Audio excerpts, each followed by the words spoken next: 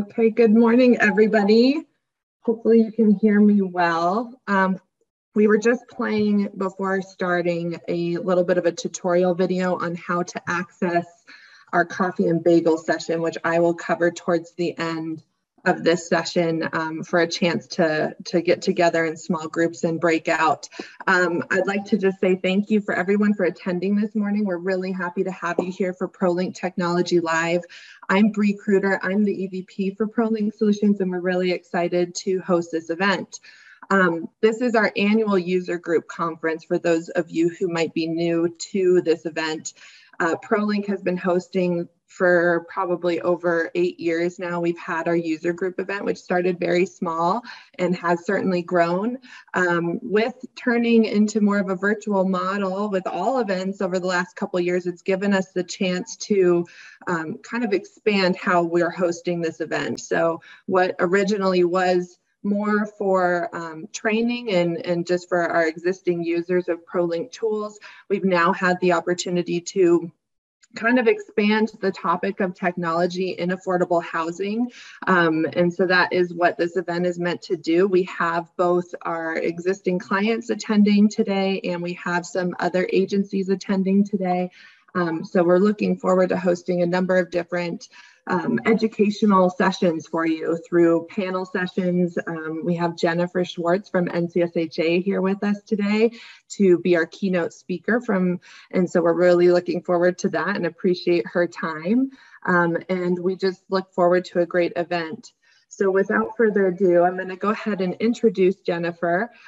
She is the Director of Tax and Housing Advocacy for NCSHA. She leads NCSHA's legislative and advocacy activities related to housing tax programs, including the low-income housing tax credit and tax-exempt housing bonds. And she oversees other NCSHA housing policy priorities related to HUD programs and fair housing.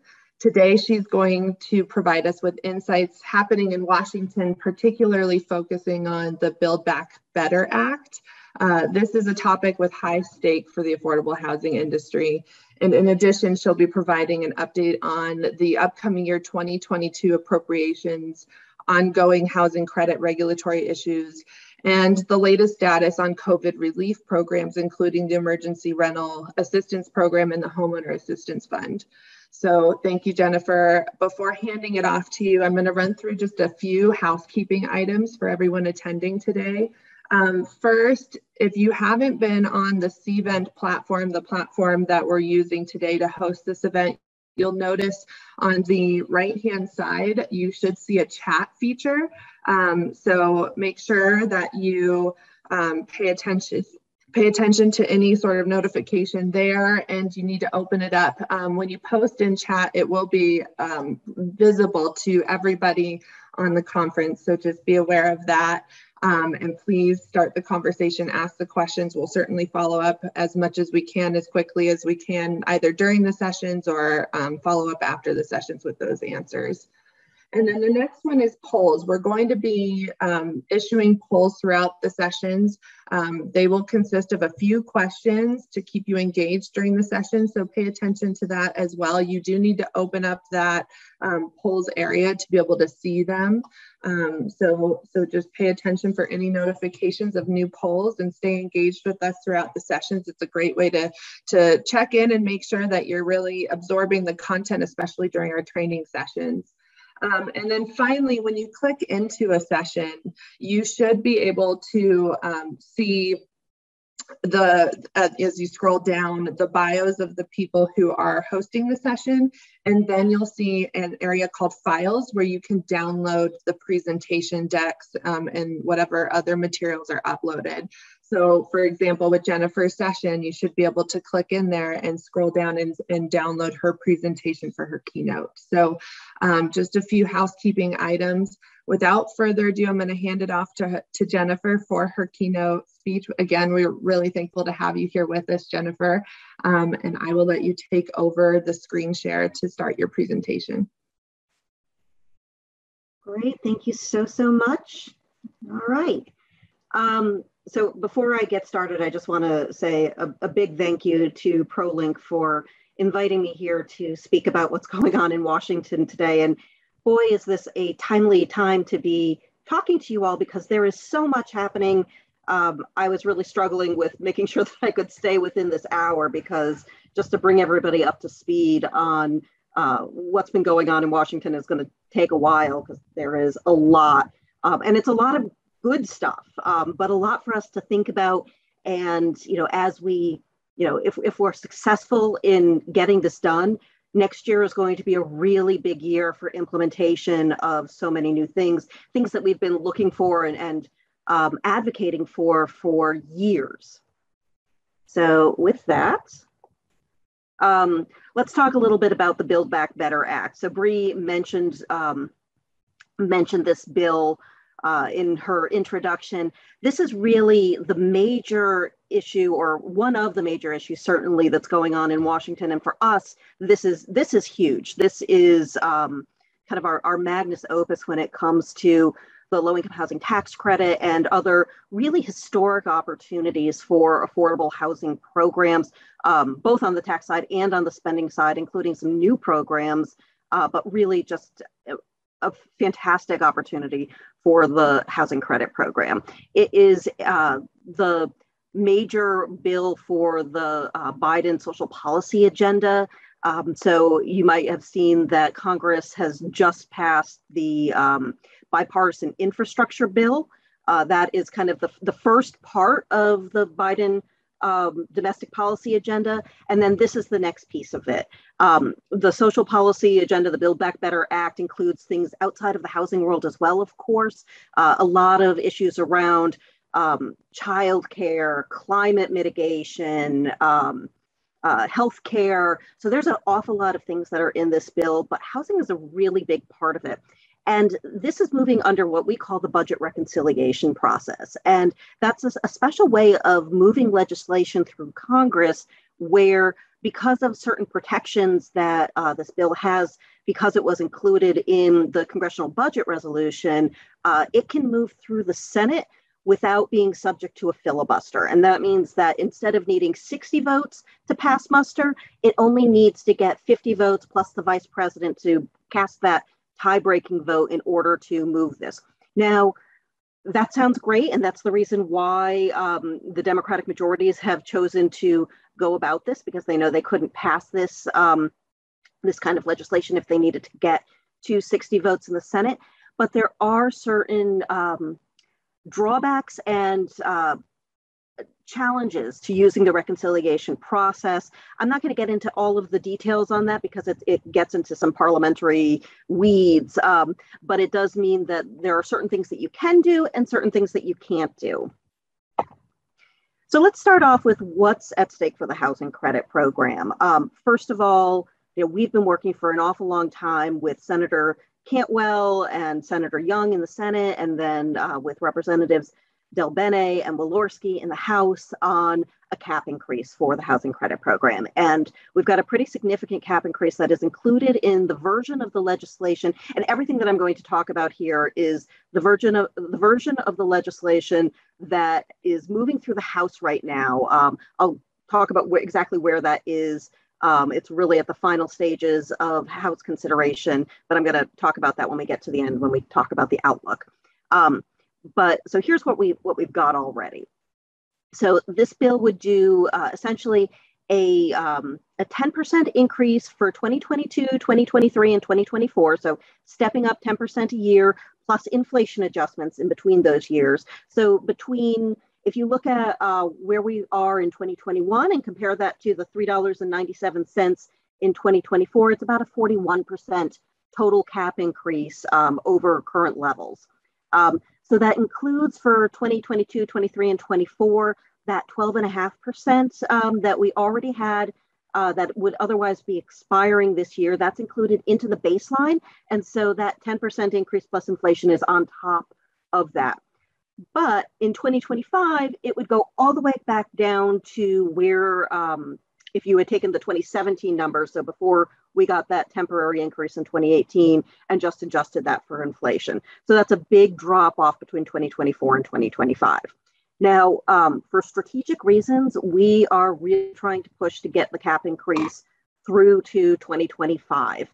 And obviously that means more resources for that fourth year, but also there are really important reasons why we do not want the cap increase to expire in 2024.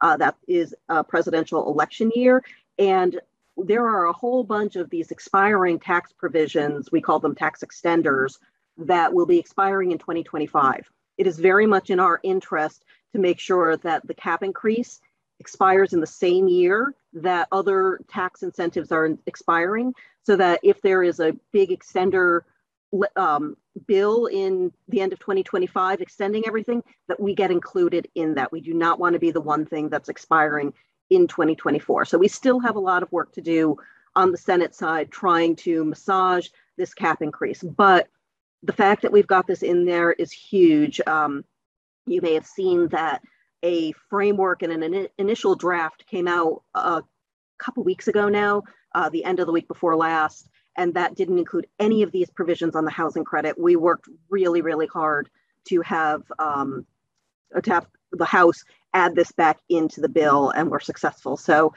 we don't want to look a gift horse in the mouth. We are excited that we have what we have, but we're still working to make it better and go through 2025. And ideally, at least make that 12.5% increase from 2018 permanent.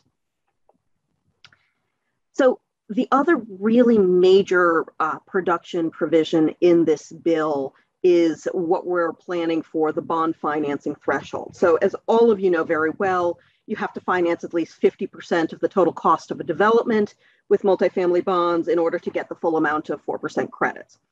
What this bill would do is reduce that 50% test down to a 25% test, and that would allow for a lot more bond finance properties to move forward during the period of time when that would be allowed.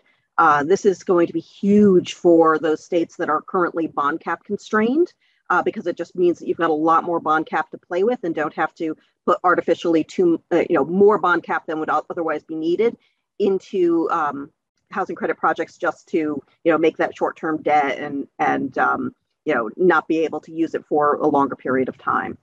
So that bond cap threshold reduction, that goes from 2022 to 2026, and it's for multifamily bonds that are issued during those years. So why is this so important? So on the map in front of you, and I have to give Novogradac and Tiber Hudson credit for doing this. This is an ongoing project that they are partnering on, looking at the country as a whole and which states are oversubscribed for bond cap, which ones are at parity, so they've got about as much bond cap as they need, and which states are undersubscribed. And you can see that there are 20 states on this map that have that pumpkin color. They are the ones that are oversubscribed. For all of these states, that lowering the bond threshold is going to be a major influx of affordable housing that can be built. So it really is critical. And I'll tell you, I saw a version of this map over the summer, and it looked different than this. There was a lot less of the pumpkin colored oversubscribed states. This is changing all the time. This data is as of the middle of October. So I'm not sure if this has even changed a little bit since then. But what we're seeing is, especially because of the 4% minimum rate that we were able to achieve last year, more and more states are bond cap constrained and are turning this map more and more pumpkin colored and less blue. So it just goes to show how important this lowering of the bond cap threshold will be.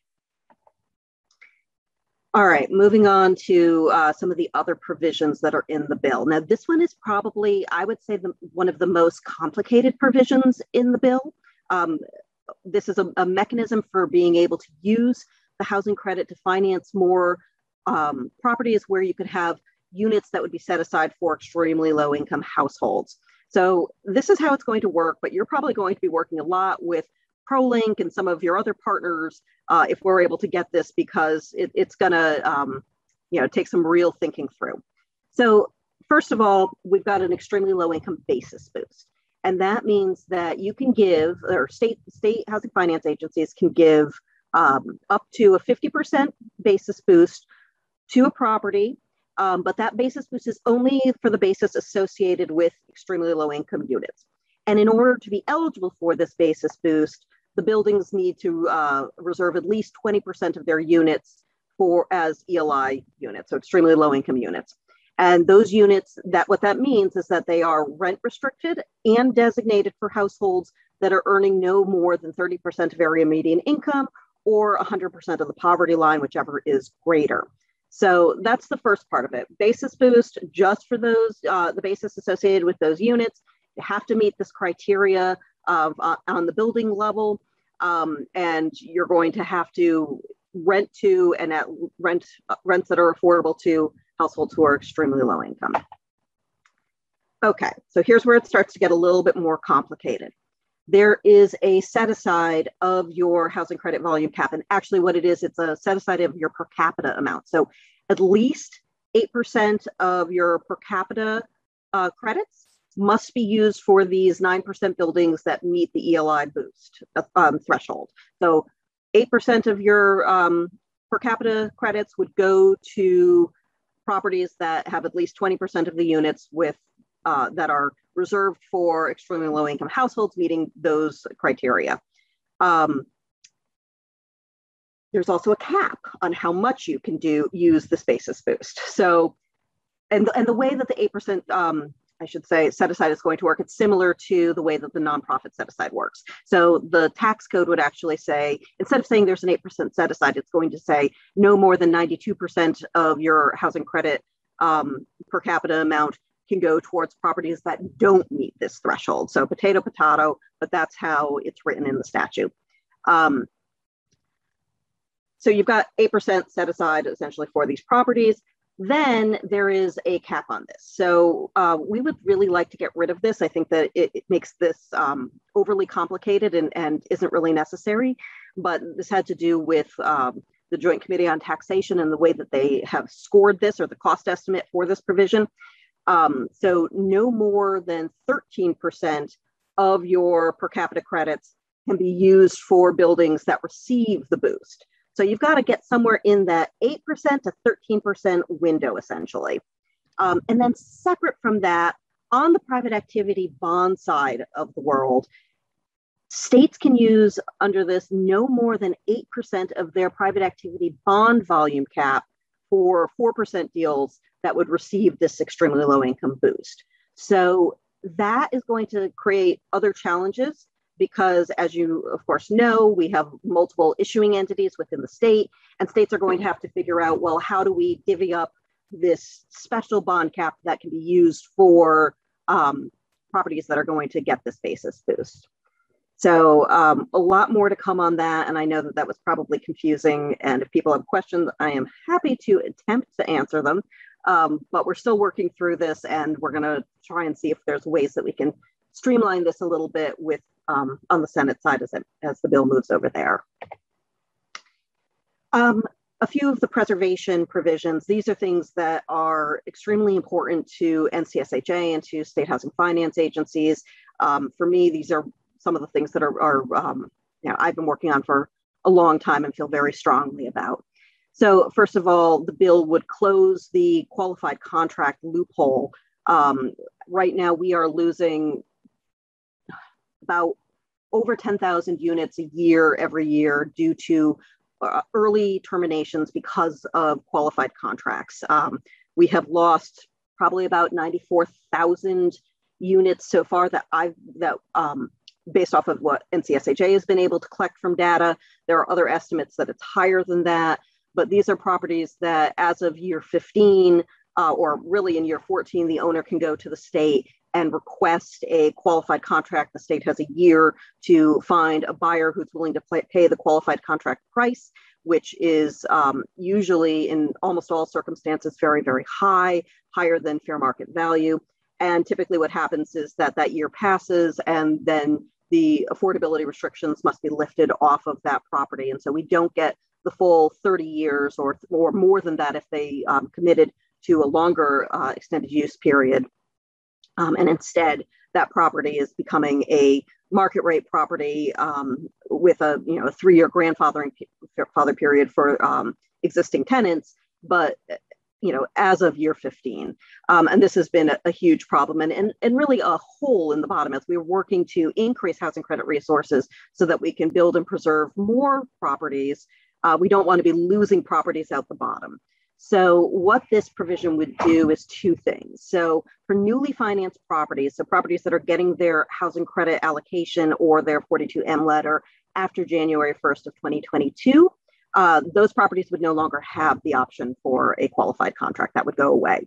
So that solves the problem 15 years from now. In the meantime, for existing properties where the owner has not waived the right to a qualified contract, those properties could still go through the process. However, rather than the price that's written into the current statute for the qualified contract price, the price would be fair market value, which means that if they want to go that route, there's a good chance that somebody would come in and purchase the property and maintain its affordability through the affordability period. So really, this would be a huge savings of properties that we're currently losing. There's also a provision that would protect nonprofit sponsors' ability to purchase their properties at year 15. So I think everybody is familiar with the fact that nonprofit sponsors have a right of first refusal. There has been a lot of litigation around that. In most cases, I should say, this runs completely smoothly. And the nonprofit is able to take over the property when the investor exits at year 15 and, there isn't a problem.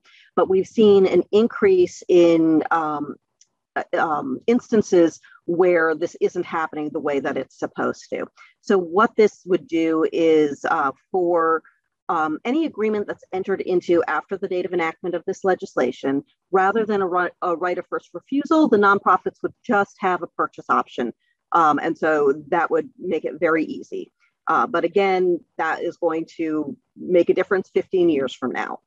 For now, what it does, it clarifies some of the text in the Section 42 that applies to existing properties. So for existing properties, the ROFR would apply not just to the physical property itself, but to the partnership interests. And nonprofits could exercise their right of first refusal with or without the limited partner's approval and in response to any offer, including an offer from a related party.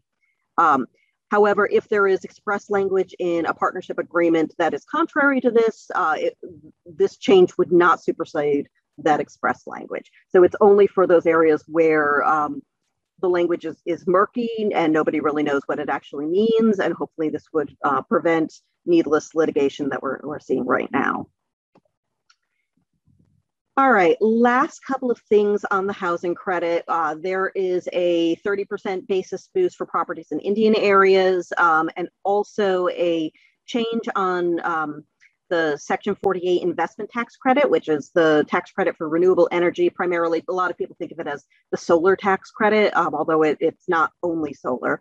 But basically, developers could put solar panels on a housing credit property and be able to get an investor who's taking the renewable energy tax credit, that's Section 48 investment tax credit, and that would not create a reduction in housing credit basis.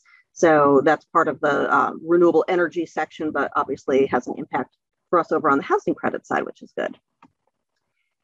All right, so that's tax, or at least that's housing credit. I'm going to come back to some other tax stuff in a minute, but let's switch for just a second to what's going on the spending side in this bill, because there's a lot there too. So starting with home, which of course is such an important gap filler resource for housing credit properties, as well as an important resource on its own for so many other activities on the single family side and also on the multifamily side outside of the housing credit. But what we see here is nearly $10 billion available for home through fiscal year 2026. It's a lot of money. Home is typically a $1.5 billion a year program. So this is going to be a significant amount of home resources coming to participating jurisdictions, both the states and the locals. This money would be, first of all, it would need to be spent by 2026. It would be exempt from the 24-month commitment deadline. There are no match requirements and there is no CHOTO set aside. HUD can also provide a fair amount of waivers for other requirements. What they can't waive are things like anything having to do with fair housing, environmental review, Davis-Bacon, those sorts of things. But other than that, HUD will be able to do waivers to hopefully help you all get that money out more quickly. And then over on the Housing Trust Fund side of the world, we have almost 15 billion also available through 2026. And it's kind of interesting the way that this is written. So this Housing Trust Fund money isn't its own whole separate section of the bill. Basically, it runs through the home program, but it's going to go to Housing Trust Fund recipients, and it's going to be used for Housing Trust Fund activities. But because it is written to go through the home program, home rules are going to apply to it in certain places. So Davis-Bacon will apply to this Housing Trust Fund money, even though it doesn't apply to Housing Trust Fund dollars that would be part of what you get annually from Fannie and Freddie. Instead of the Housing Trust Fund environmental review, you're going to be applying the home environmental review to this, which is, of course, going to make this a little bit complicated as you have to account for this money separate from your regular Housing Trust Fund dollars. But that is how it is. And then just a lot of other investments in affordable housing spending programs. So the really big investment here is $65 billion for public housing revitalization. Public housing, the Capital Fund has been underfunded for a very long time. There is a huge backlog of needs for public housing, and this is going to go not all the way, but a long way towards addressing those needs. Significant investments in housing choice vouchers, in CDBG dollars, specifically for affordable housing infrastructure. We've got some investments on the USDA side for rural housing, housing for people with disabilities, housing for the elderly, and a lot more. There are a whole bunch of different HUD funding programs that are going to get money out of this, and it totals about $150 billion, almost all of that over on the HUD side, but then a little bit on the USDA side.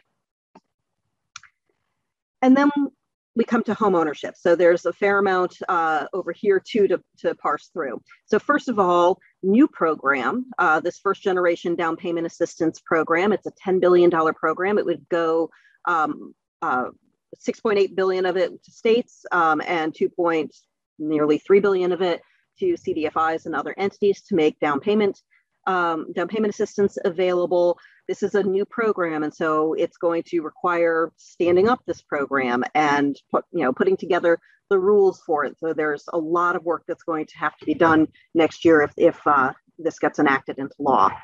There's also a $5 billion program for subsidies to provide 20-year mortgages for first-generation home buyers. And also, of course, the down payment assistance is also for first-generation home buyers. So these things could work together. Again, new program here that's probably going to take some time for people to kind of figure out how this is going to work.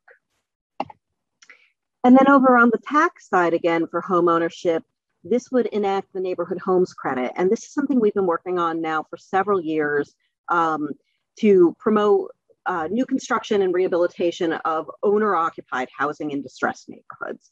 So as everyone knows, we have a huge dearth of enough starter homes, affordable homeowner occupied housing, and this is one of the ways of getting at that problem.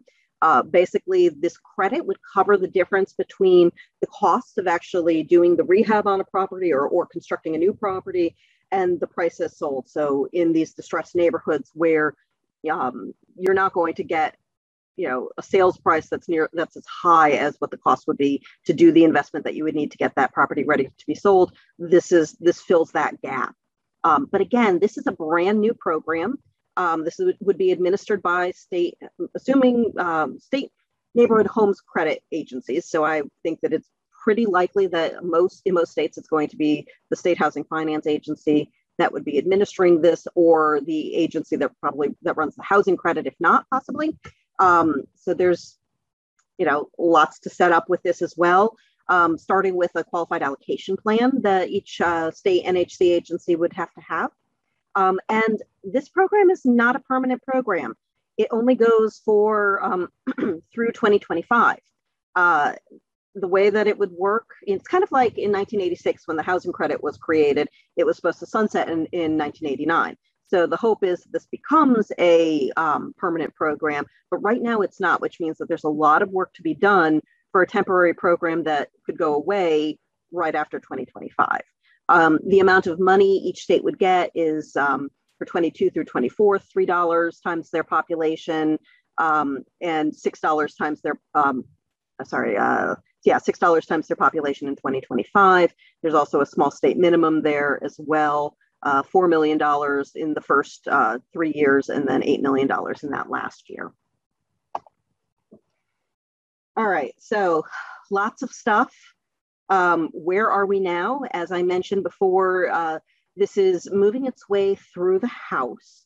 It has gone through a number of the procedural steps that it needs to go through. So it's gone through the committees, it's gone through, the authorizing committees, the budget committee, it's gone through the House Rules Committee.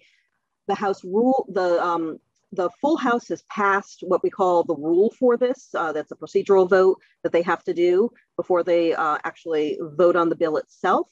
So we're right at that stage where the House is going to be voting on the bill. So what's held it up so far is House leadership really needs to be able to keep together all of the Democrats. They only can lose 3 votes on this because we're not expecting any Republican votes at all on the passage of this bill. And House moderate Democrats have been pushing to know the CBO, what we call score. So that's the budget estimate before they vote on this. Yesterday, CBO came out with at least a preliminary analysis. And so that might be enough for the moderates. I know that there's probably going to be more materials coming out of, and CBO is the Congressional Budget Office, I should say. They're the nonpartisan entity within Congress that does these cost estimates for on the spending side. The Joint Committee on Taxation does it for the tax side. The Joint Committee on Taxation has already put out their estimate of the impact on revenues. So that's done. They're waiting for the final estimate for CBO, but they have enough that hopefully moderates will feel comfortable with voting on it. Of course, this is Veterans Day week, so Congress is not in session right now. So the House could vote on this as early as the beginning of next week, and then we'll see what happens. It'll have to go to the Senate after that.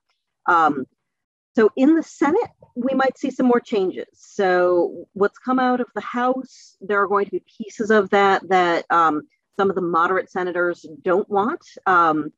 Senators Manchin and Sinema have been involved in the negotiations on this from the very beginning, but some of the issues around, for example, paid family leave is something that Senator Manchin did not want, and that got added back into the House version of the bill, likely to be dropped on the Senate side before it goes back to the House. The Senate needs all 50 Democrats. Right now, we have a 50-50 Senate split. Because this is a reconciliation bill, it can pass if all 50 Democrats vote for it, which means that every single Democrat is a linchpin vote, and they have a lot of power. So this is a huge challenge for leadership in the Senate to hold the entire caucus that really is pretty broad in their political ideology together to move this through. And then, of course, the other thing that's going on behind the scenes is the Senate parliamentarian is looking at the bill from soup to nuts and making sure that nothing in the bill runs afoul of what we call the Byrd Rule, which is a series of rules related to this reconciliation process. And again, it gets really, really complicated really fast, but there are things that could get jettisoned from this bill if they don't pass the Byrd test, the Byrd Rule. We also call it a Byrd bath in the Senate as they kind of move through and look line by line at everything that's in a big bill like this that's moving through reconciliation. And all of that is a determination by the Senate parliamentarian, who is probably one of the most powerful people in Washington, whose name you will never know. All right, so where might this be? If everything had moved perfectly last week and the moderates had voted on it, maybe we could have gotten this through. And some people are saying it could still happen. by Thanksgiving. I think that's unlikely.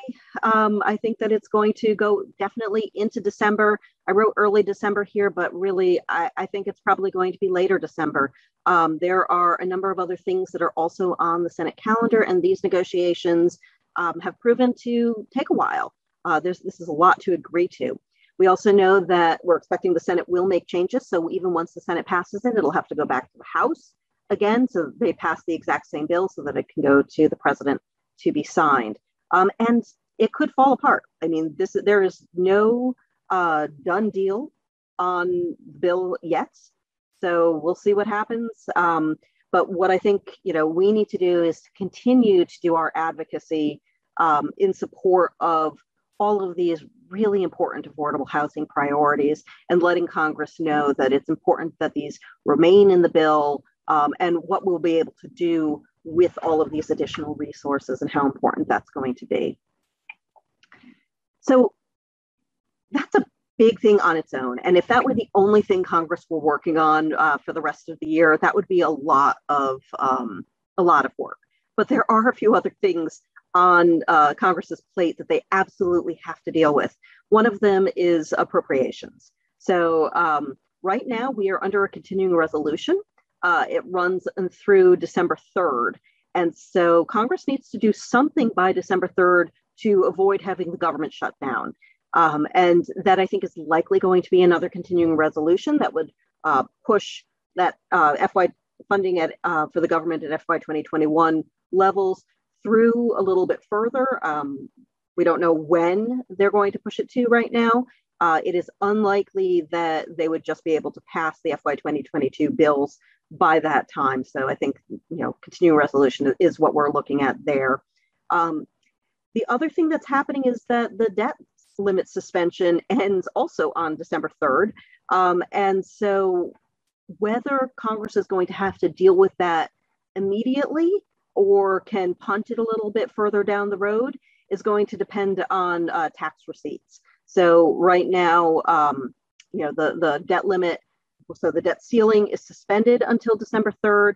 There are things that Treasury can do to move money around from one account to another. And we also have seen some higher than expected tax receipts coming in the last few months. If that continues, then Treasury has more time, and Congress therefore has more time to deal with the debt limit. But depending on where things stand at around December 3rd, Congress might need to act on that too. And that is going to be really difficult. Senator McConnell, the minority leader in the Senate, has said that the Democrats need to deal with the debt ceiling on their own without any Republican votes, which would mean they would have to, if that happens, they'd have to move that through the reconciliation process as well, along with the Build Back Better bill. That's complicated. And the Senate Majority Leader Schumer does not want to do that and has said that they are not doing it that way. So there's a lot of uncertainty there as well. And then another thing that's not on this slide that Congress is also going to be dealing with is the defense reauthorization bill. That absolutely has to happen. So those are kind of the four big things that Congress is dealing with: are Build Back Better, the FY 2022 government funding, the debt limit, and this defense reauthorization bill. All of those things on their own are really big, and we don't have that much time before the end of the year, and all of this needs to get done. I've heard that it's possible that the defense bill might end up bumping up and becoming the first thing on the list for the Senate to consider, even before the Build Back Better bill. So we'll see what happens with the Senate schedule. But as far as appropriations go right now, the House has passed its appropriations bills for fiscal year 2022. Senate Democrats have put out their appropriation bills for 2022 and are negotiating with the Republicans on the Appropriations Committee on them. There are a lot of differences, so stay tuned there. Just moving very quickly over to the regulatory side and what we're working on with IRS right now. First of all, for the housing credit specifically. So the COVID relief guidance, I think as folks know, IRS last issued, or the most recent COVID relief guidance IRS issued last January. This had some extensions to deadlines around placed in service and 10% test, and a number of other things, as well as waivers of compliance monitoring requirements. There was just a long list of things that we had been working with IRS on there. Some of those deadline extensions have expired. So some of them went through, and waivers as well, went through September 30th. Others go through December 30th. We are working with IRS right now on getting some extensions to pieces of this because COVID continues to have an impact on the markets, especially things like the supply chain, and that's impacting placed in service and 10% test issues.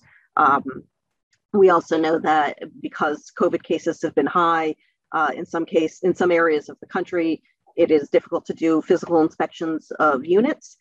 So that is all in process. I don't have a date as to when IRS and Treasury might issue those regs, but I know that that is one of the top things on their agenda right now that they are working on. And then, of course, we have the average income test, where we had a proposed rule that came out the October before last. So it's just been just over a year since this proposed rule came out that really chilled the market for average income deals. And for a number of reasons, it made it really untenable to, in most instances, to do an AIT property. We've seen a huge drop off since then in interest and properties where a developer had received a allocation of credits with the plan to do that deal as an average income test deal, where they've wanted to change that to a 40 at 60 deal instead. We know IRS is working on a final rule for the average income test, which we hope will be very, very different from the proposed rule, so that we can make use of this hard-won victory of getting the average income test minimum set aside. So stay tuned on that. And then there are a number of other IRS regulatory issues that NCSHA is working on. First of all, there remain questions on the implementation of the 4% minimum rate related to drawdown bonds, and whether a minimal amount of bond authority issued in 2021 would be enough to trigger that 4% minimum rate. IRS still hasn't responded on that. And then the other very timely issue is the disaster credits. Actually, that should say 2021. That is a mistake in my slide. The 2021 disaster credit authority that states got, some states got, there were 11 states and Puerto Rico that received it. That authority also came along with an extension on the 10% test and the placed in service deadline for those properties that got those credits, or for most of those properties that got those credits. There are some limits on that, and those are things that we need IRS guidance on as well. IRS has put out at least the population numbers so that those states that got those disaster credits have that information and know how much credit authority they have.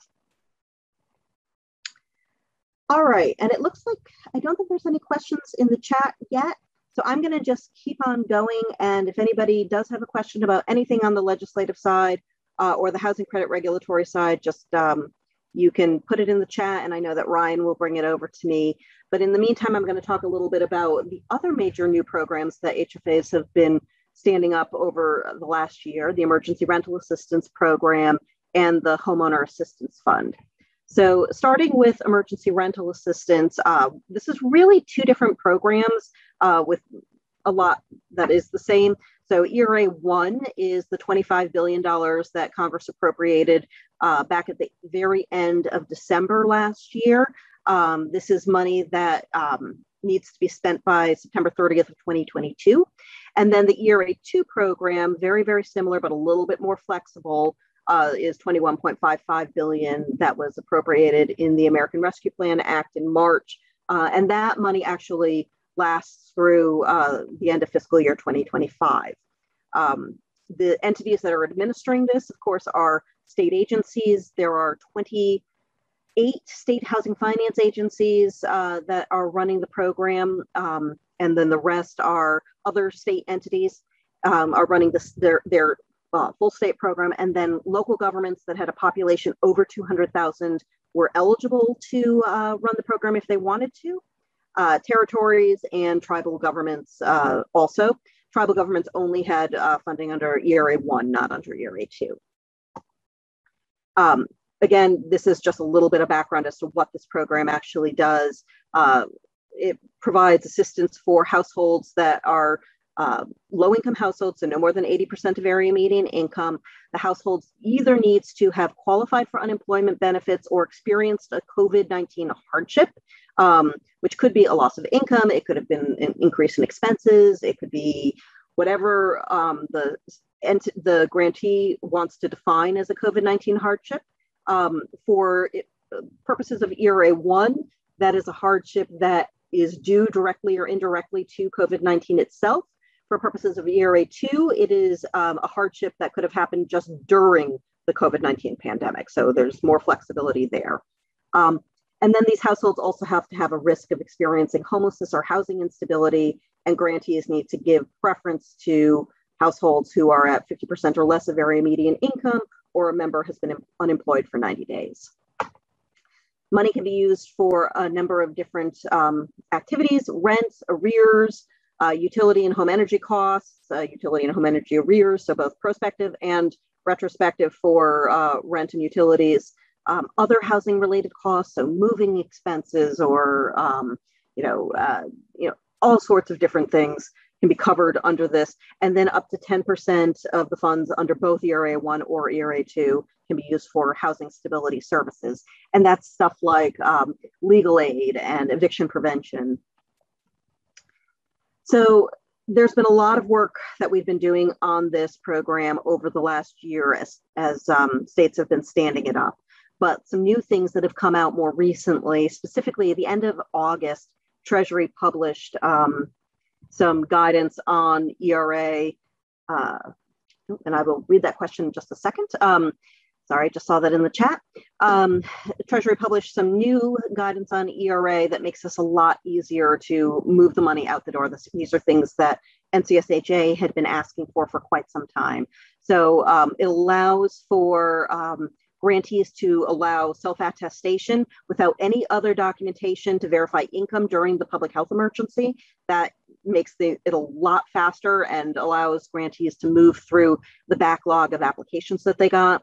It also allows grantees must self-attest to their eligibility requirements, but they can do so for all of the different criteria. So they can say, I'm going to self-attest that my income is, I'm income qualified, that I had a housing hardship, a COVID-19 hardship, that I'm at risk of housing instability, all of those things, check, I sign on the dotted line, and therefore I'm eligible. The other thing that grantees that we were able to get from Treasury at the end of August was a lot more flexibility on providing bulk payments to landlords and utility providers. So basically what that allows is for the landlord or utility provider to provide the grantee with an estimate of arrears that are owed by multiple households. The grantee can make that payment, and then the landlord or the utility provider has up to 6 months to get to the grantee all of the documentation needed to back that up. So you can make the payment first, and then if it ends up being an overpayment, then they can pay back the grantee. And I see that there are some questions, or at least one question. We're still hearing from our partners that the ERA funds are very slow to be dispersed. Have you heard anything regarding the pace of disbursement improving?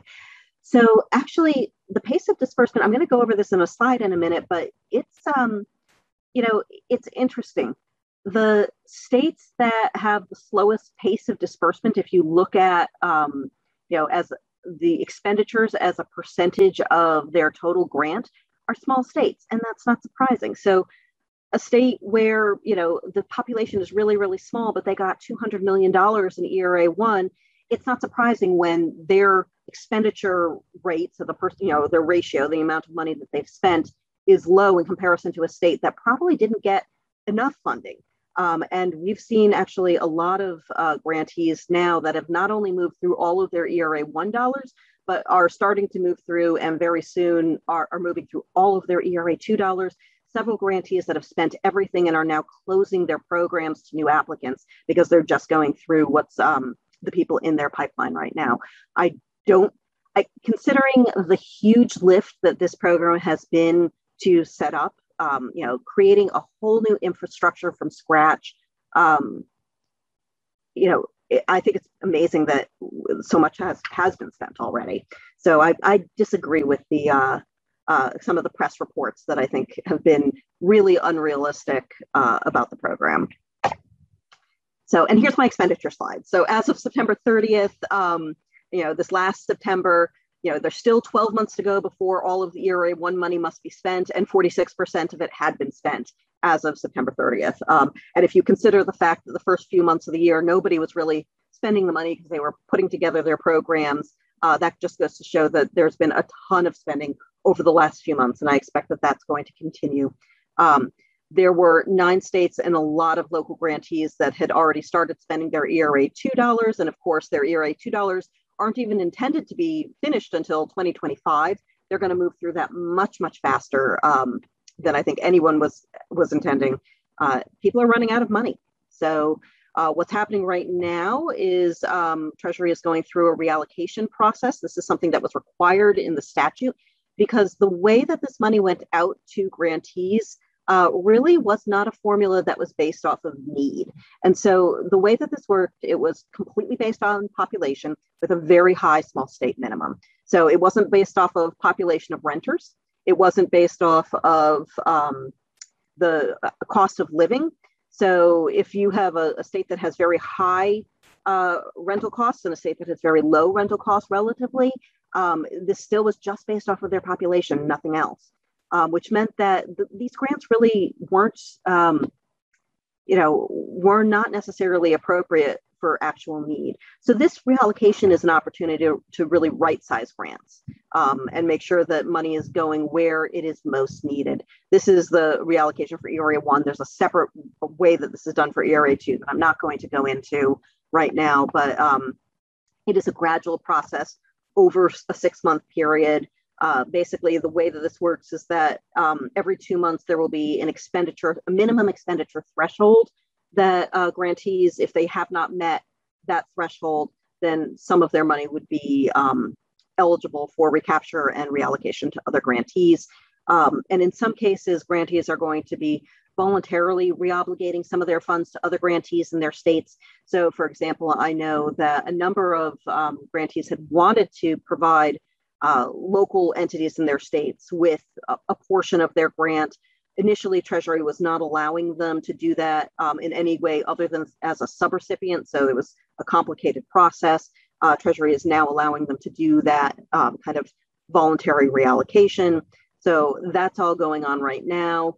And the way that Treasury is going to reallocate these funds is if funds are recaptured from a grantee, they're going to look and see, even if there wasn't a voluntary reobligation done in the state, are there other grantees in the state that qualify for reallocated funds? And in order to qualify, you had to have obligated at least 65% of your initial grant.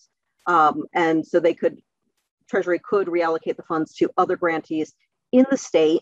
And then after that, they're going to look at grantees that have spent all of their ERA 1 and ERA $2. And then once those grantees get resources, if there's money left over, it will just be provided proportionately based on need to other grantees. And it looks like another question regarding HTF, any discussion on extending the 24-month commitment deadline? Not at the moment, but that is something that we have in, as one of the things we know that we need to deal with. This is the Housing Trust Fund 24-month commitment deadline. We talked a little bit about the home program, and I actually, I need to go back and take a look at the Housing Trust Fund language in the Build Back Better Act, because they might have suspended that 24-month commitment deadline for that. But I think even more broadly, there's this question about whether or not there would be an opportunity in the future to make statutory changes to the Housing Trust Fund. And that's one of the things that would be on our list if we are able to get that opportunity. I will tell you, and this wasn't part of my presentation, but we are working on legislation that we hope will be introduced early next year on the home program to make some reauthorization changes there, including getting rid of the 24-month commitment deadline for home. So that would follow nicely on that as well. But then turning to the Homeowner Assistance Fund, of course, this is another major new program that state housing finance agencies have been working on over the last year, smaller than the Emergency Rental Assistance Program, but still a really significant amount of money, $10 billion. This all was from the American Rescue Plan from last March, and it all goes to states and territories. The use of the funds, just preventing mortgage delinquencies, defaults, and foreclosures, also can be used for utilities and home energy assistance. And all of it is to prevent displacement of homeowners and utility shutoffs from arrears owed from January 21st, 2020. The way that it works is that 60% of the grants have to go to, of the money has to go to households that are below 100% of area median income and area median income or the US median income, whichever is greater. And then any remaining funds would go to socially disadvantaged individuals. So, first generation home buyers, people of color, a number of things that are in that list. So where do things stand with the Homeowner Assistance Fund? This has been a little bit more